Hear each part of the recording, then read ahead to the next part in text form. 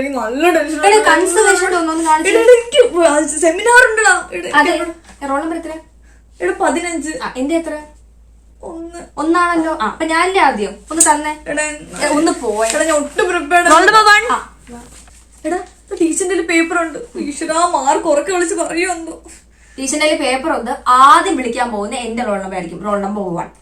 Last വിളിക്കുന്ന ആൾക്കാരുടെ paper ഒന്നും ആരും ശ്രദ്ധിക്കാൻ പോകുന്നില്ല.